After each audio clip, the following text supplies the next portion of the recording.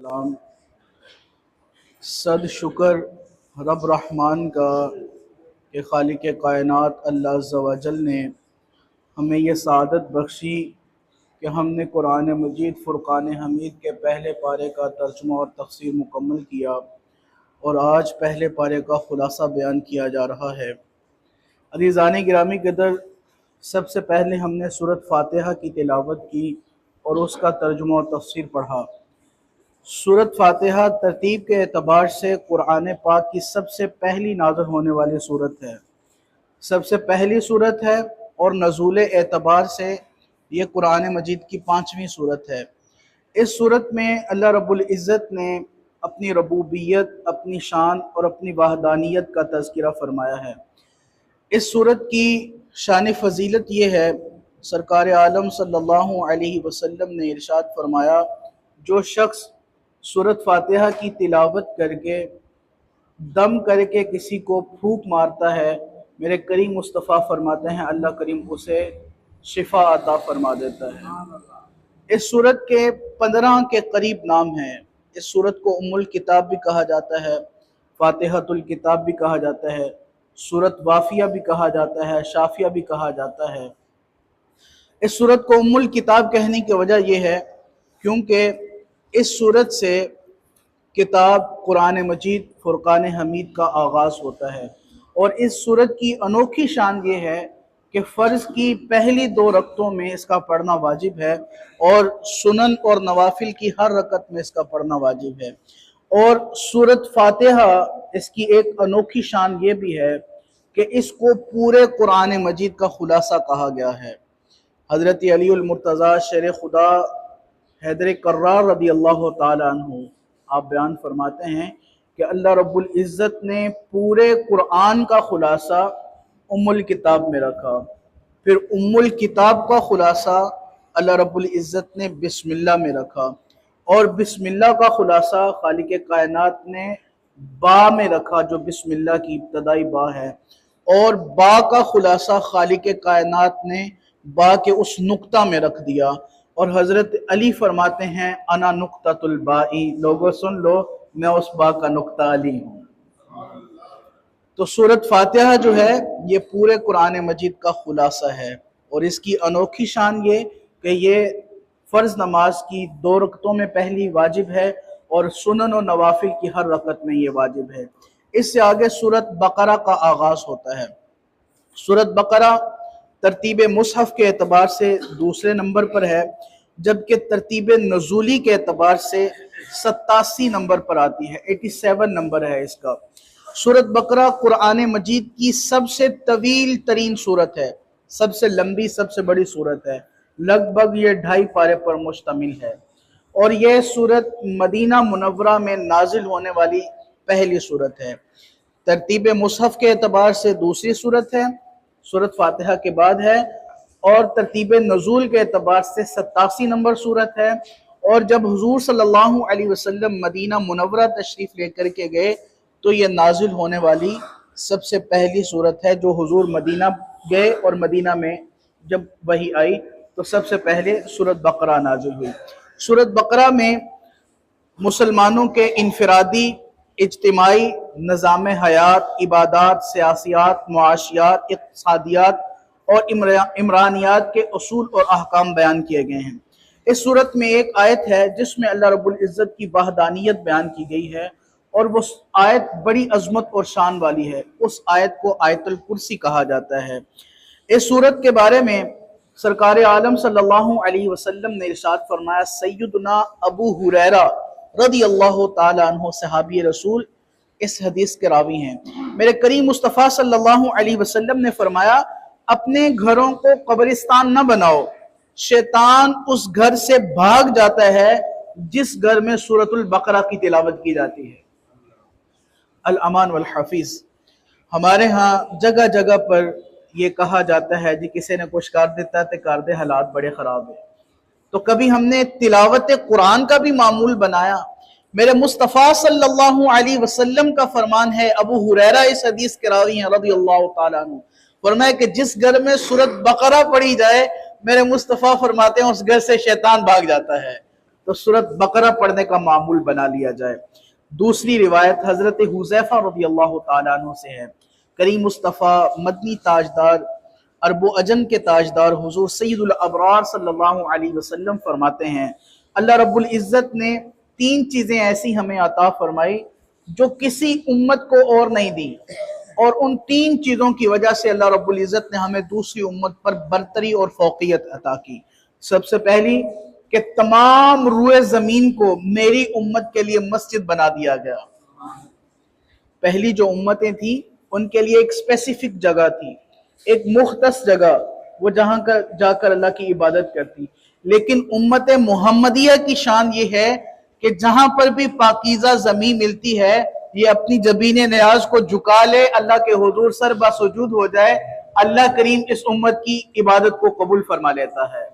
और दूसरी, मेरे मुस्तफ़ा सल्लल्लाहु अलैहि वसल्लम ने फरमाया, ऐसी चीज कि जब पानी नहीं मिलता तो खालिके कायनात ने मेरी उम्मत के लिए मट्टी को पाक करने वाला बना दिया, तयम्मुम की सहूलत दी।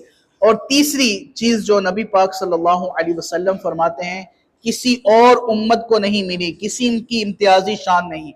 फरमाया कि ना मुझसे पहले किसी को ये चीजें मिली हैं, ना मेरे बाद मिलेंगी।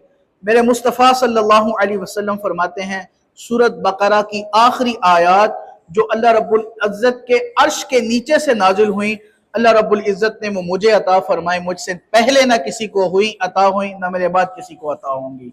ये 3 इम्तियाजी शानें अल्लाह रब्बुल इज़्ज़त ने नबी पाक सल्लल्लाहु अलैहि वसल्लम को अता फरमाई। सूरतुल बकरा की जो इब्तदा है वो अलिफ लाम मीम से होती है। ये हरूफ मुक़त्तआत हैं।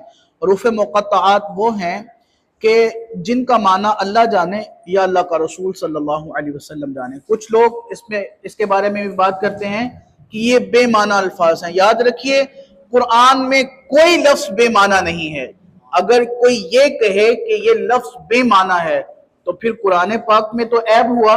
तो अल्लाह तो खुद फरमाता है सूरत बकरा में, ला रैब फी, मेरा कुरान तो हर किस्म के ऐब से पाक है, इसमें तो कोई शक की गुंजाइश ही नहीं है। तो अगर कोई साहिब ये कहे कि ये बेमाना है तो वो कुरान पाक के अंदर ऐब तलाश करता है। तो ये हरूफ मुक़त्तआत हैं, इनका माना अल्लाह जाने या अल्लाह का रसूल जाने। कुछ औलिया कामिलीन में उलमाए सालिहीन ने इनके माने करने की कोशिश की है, लेकिन वो हत्तुल इम्कान जो है, हतमी फैसला नहीं है। उन्होंने राय का इजहार किया है, और हकीकत हाल यही है कि ये हरूफ मुक़त्तआत हैं, इनका माना अल्लाह जाने या अल्लाह का रसूल जाने। अल्लाह रब्बुल इज़्ज़त ने सूरत बकरा की इब्तदाई आयात में इस कुरान मजीद के बारे में बयान फरमाया, ये कुरान पाक, ये किताब मजीद हर किस्म की शक और शुबा से पाक है, मुबर्रा है, पाकीज़ा है, इसमें किसी किस्म की शक नहीं। फिर इसमें मोमिनीन की सिफात बयान की कि वो नमाज पढ़ते हैं, ज़कात अदा करते हैं और वही कामयाब होने वाले हैं। फिर उसके बाद काफिरों का जिक्र शुरू हो जाता है। काफिर, वो काफिर जिनके दिलों पर अल्लाह ने मोहर कर दी, खतमुन अला कुलूबिहिम, उन पर जो मर्जी आप उनको तरवीज और इशाद करते रहें, उनको दीन की तबलीग करते रहें, अल्लाह ने उनके दिलों पर मोहर कर दी है, वो अब ईमान कबूल नहीं करेंगे। इसके बाद फिर मुनाफिकीन का हाल शुरू हो जाता है। ये तरतीब देखिए, पहले मोमिनीन, फिर काफिरीन और फिर मुनाफिकीन। मुनाफिक की डेफिनेशन ये है, मुनाफिक उसको कहते हैं जो ऊपर ऊपर से अपने जाती मफाद के लिए तो कलमा पढ़े और कहे कि मैं मुसलमान हूं, और अंदर से बेईमान हो, अंदर से काफिर हो, अंदर से वो मुसलमानों की जड़ें काटने वाला हो, मुसलमानों की सफ़ों में बैठकर उनके खिलाफ साजिशें करने वाला हो और काफिरीन को जाकर रिपोर्टें देने वाला हो। इसको मुनाफिक कहते हैं। मुनाफिक की भी 2 किस्में हैं। एक मुनाफिक एतकादी होता है, एक मुनाफिक अमली होता है। मुनाफिक एतकादी जिसका अकीदा दुरुस्त ना हो, जो अंदर से बेईमान हो और जुबान से कलमा पढ़ता हो, इसको मुनाफिक एतकादी कहते हैं, और ये काफिर से भी बुरा है। और एक मुनाफिक अमली है जो कहता कुछ और है और अंदर कुछ और है। लोगों की सफ़ों में, लोगों के घरों में, भाई भाई के दरमियान, कभी उसके पास जाता है तो अपने अंदर की खबासत बकता है, कभी दूसरे भाई के पास जाता है तो अपने अंदर की खबासत बकता है, और 2 घरों में तसादुम का सबब बनता है, 2 भाइयों में तसादुम का सबब बनता है। ऐसे शख्स को मुनाफिक अमली कहा जाता है। कौल और है, करार और है, और अंदर से कुछ और है, जड़ें काटने वाला है, لوگوں کے خلاف سازشیں کرنے والا ہے، گھروں کے گھر تباہ کرنے والا ہے، ایسا شخص بھی زمانے کا بدترین شخص ہوتا ہے۔ ایسے شخص کو بھی اللہ ہدایت عطا فرمائے۔ اس کے بعد پھر ایمان، مومنین، کافرین، منافقین کا ذکر۔ پھر منافقین کے ذکر کے بعد حضرت آدم علیہ نبینا علیہ السلام کا ذکر شروع ہو جاتا ہے۔ اللہ رب العزت نے فرشتوں سے مشورہ کیا کہ فرشتوں میں دنیا میں اپنا نائب بنانا چاہتا ہوں۔ فرشتوں نے مشورہ دیا کہ یا باری تعالیٰ تو وہ نائب بنائے گا جو دنیا میں فساد کرے گا، خون بہائے گا، ناحق قتل کرے گا، جو تیرے حکم کی عدولی کرے گا، تو ہم تھوڑی ہیں، ہم کافی ہیں، ہم تیری عبادت کر رہے ہیں۔ تو اللہ رب العزت نے فرشتوں کے مشورے کو رد کیا اور اپنا نائب، اپنا خلیفہ حضرت آدم علیہ السلام کو مقرر کیا، بنایا۔ پھر حضرت آدم علیہ نبینا علیہ السلام کو فرشتوں کے سامنے پیش کیا اور پھر فرشتوں سے کہا کہ اے فرشتوں، جتنی بھی چیزیں ہیں روئے زمین کی تمام اشیاء کے نام بتاؤ۔ فرشتوں نے کہا لا عالم، ہم نہیں جانتے، ہم تو وہی جانتے ہیں یا باری تعالیٰ جو تو نے ہم کو سکھایا۔ پھر حضرت آدم علیہ نبینا علیہ السلام کو اللہ رب العزت نے حکم فرمایا کہ آپ نام بتائیے، تو حضرت آدم علیہ نبینا علیہ السلام نے تمام روئے زمین کی چیزوں کے نام بتا دیے۔ اور پھر اللہ رب العزت نے فرشتوں کو حکم فرمایا فرشتوں میرے آدم کو سجدہ کرو۔ تمام فرشتوں نے سجدہ کیا، ابلیس نے انکار کیا، ابا واستکبر وکان من الکافرین، غرور کیا، تکبر کیا اور کافروں میں سے ہو گیا۔ اور فرشتوں نے جب ایک سجدہ کیا تو وہ سجدہ فرض تھا، واجب تھا، اور جب ایک سجدہ کرنے کے بعد انہوں نے دیکھا کہ شیطان نے انکار کیا، اللہ نے اس کے گلے میں لعنت کا توق ڈال دیا، تو فرشتے پھر اثر نو سجدے میں جھک گئے، یا باری تعالیٰ ہم تیرا شکر ادا کرتے ہیں کہ ہم کو تو نے فرما برداروں میں سے رکھا۔ تو یہ دو سجدے وہاں سے نکلے، اور یہ سلسلہ ہونے کے بعد پھر حضرت آدم علیہ نبینا علیہ السلام اور حضرت اماں حوا کا واقعہ بیان کیا گیا۔ پہلے پارے میں ان کو جنت میں رکھا گیا، پھر شیطان نے ان کو لغزش دی، پھر حضرت آدم علیہ نبینا علیہ السلام اور اماں حوا کو دنیا میں بھیجا گیا، پھر توبہ کرتے رہے، 40,000 سال وہ توبہ کا سلسلہ رہا، پھر اللہ پاک نے وہ کلمات سکھائے، پھر حضرت آدم علیہ نبینا علیہ السلام کی توبہ قبول ہوئی۔ یہاں پر بھی میں ایک بات کہنا چاہوں گا، انبیاء معصوم ہیں۔ معصوم کا معنی یہ ہے کہ جو گناہوں سے پاک ہے، انبیاء گناہ نہیں کر سکتے۔ اور یہ جو سارا سلسلہ حضرت آدم علیہ نبینا علیہ السلام کا ہے، اگر یہ پورا واقعہ رونما نہ ہوتا تو آج میرا اور آپ کا وجود نہ ہوتا۔ تو یہ ایک سلسلہ تھا، اللہ رب العزت نے ایک دنیا کو تخلیق کرنا تھا، یہ اس کا ایک سلسلہ تھا۔ انبیاء کی طرف گناہ کی نسبت کرنا یہ اللہ رب العزت کے حکم کے عین خلاف ہے۔ حضرت آدم علیہ نبینا علیہ السلام کے ذکر کے بعد پھر آگے بنی اسرائیل کا ذکر شروع ہو جاتا ہے۔ بنی اسرائیل اللہ رب العزت کی بڑی لاڈلی اور پیاری قوم تھی، جو یہ مانگتی رہیں اللہ رب العزت ان کو دیتا رہا، لیکن موڑ موڑ پہ، جگہ جگہ پہ انہوں نے اللہ کی نافرمانیاں کی۔ سب سے پہلے حضرت موسیٰ علیہ نبینا علیہ السلام کے ذریعے ان کو نجات دلائی گئی۔ یہ فرعون کے پاس رہتے تھے، فرعون نے ان کو غلام بنا رکھا تھا، حضرت موسیٰ علیہ السلام کے ذریعے ان کو نجات دلائی گئی۔ اور پھر جب یہ سمندر کے عین بالکل کنارے پر پہنچے، پیچھے فرعونی ہے، آگے سمندر ہے، پھر اللہ رب العزت نے ایسے موقع پر ان کو فرعون کی فوج سے نجات دی۔ حضرت موسیٰ نے علیہ السلام نے وہ دریا پر، سمندر پر ڈنڈا مارا، 12 راستے نکل آئے، پھر اس پار چلے گئے۔ پھر انہوں نے کہا ہمارے پاس تو پینے کے لیے کچھ نہیں ہے، پھر پتھر پر حضرت موسیٰ علیہ السلام نے عصا مبارک مارا تو وہاں سے 12 چشمے نکل آئے۔ پھر ان کے لیے ایک خاص اللہ کا فضل، ان کو من و سلوہ ملتا، بنے ہوئے بٹیر ان کے لیے پیش کیے جاتے، لیکن یہ قوم ایسی نافرمان، انہوں نے کہا ہمارا تو گزارا ہی نہیں ہوتا، ہمیں تو وہ چاہیے من بقلیہا و قسطائہا و فومیہا و عدسیہا و بصلیہا، ہمیں تو زمین کی خوراک چاہیے، سبزیاں چاہیے، ہمیں تو پیاز چاہیے، ہمیں تو مسور کی دال چاہیے۔ اللہ نے فرمایا ٹھیک ہے۔ تو وہ من و سلوہ کا سلسلہ ختم ہوا، ان کو وہ سارا سلسلہ جو ہے وہ سبزی کا، پیاز کا، گندم کا، یہ سارا سلسلہ ہوا۔ پھر اس کے بعد یہ ساری نعمت ہوئی تو حضرت موسیٰ علیہ السلام کوہ طور پر چلے گئے اللہ کا شکر ادا کرنے کے لیے۔ یہ اتنی نافرمان قوم، پیچھے سے انہوں نے بچڑے کو معبود بنا لیا۔ انہوں نے کہا یہ تو ہمارا معبود، ہمارا بچڑا ہے۔ وہ سامری جادوگر نے سارا سونا اکٹھا کیا عورتوں سے بنی اسرائیل کی، اور اس کو بٹھی میں ڈالا، پگھلا کر اس کا ایک بچڑا تیار کیا، اور بچڑا تیار کرنے کے بعد اس کے پاس ایک مٹی تھی، ایک گھاس تھی، وہ اس نے بچڑے کے منہ میں ڈالی تو وہ بچڑا بولتا ہوا آوازیں دیتا ہوا زندہ ہو گیا۔ تو لوگوں نے کہا بھئی ٹھیک ہے، یہ سامری جادوگر ٹھیک کہہ رہا ہے۔ انہوں نے کہا جی بچڑا ہمارا معبود ہے، بچڑے کو سجدہ کیا۔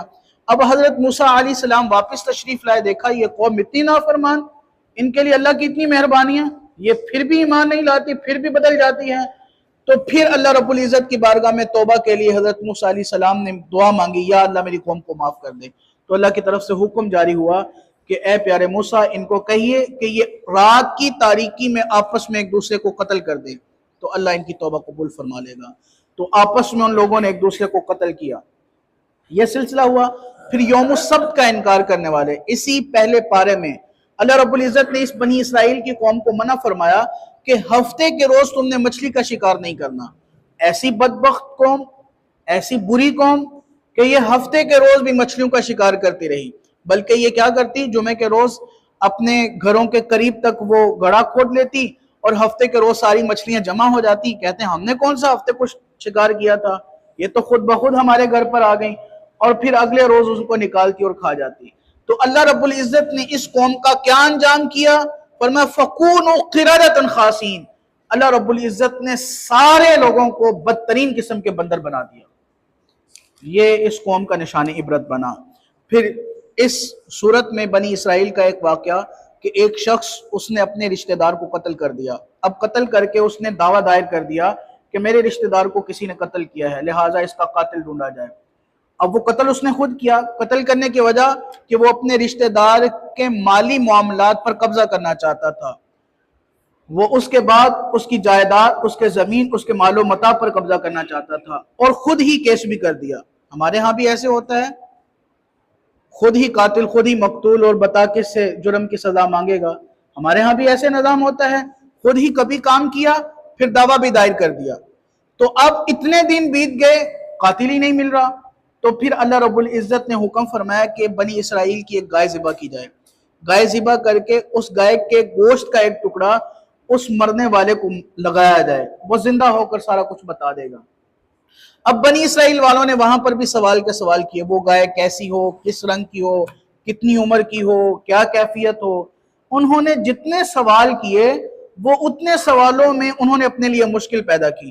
اگر وہ زیادہ سوال نہ کرتے، صرف کوئی بھی گائے پکڑتے اس کو ذبح کرتے تو وہ سلسلہ ہو جاتا، لیکن وہ گائے کا بھی لمبا چوڑا واقعہ، وہ ایک ہی گائے تھی، یتیم بچے کی تھی، اس کا باپ فوت ہو گیا تھا، باپ نے اس کو جنگل میں چھوڑ دیا تھا، اور وہ پیلے رنگ کی گائے تھی۔ پھر جب گائے واپس آئی، منڈی میں بیچنے کے لیے گئی، اس کی قیمت بہت زیادہ لگی، پھر اس کے وزن کے برابر سونا لیا گیا ان سے۔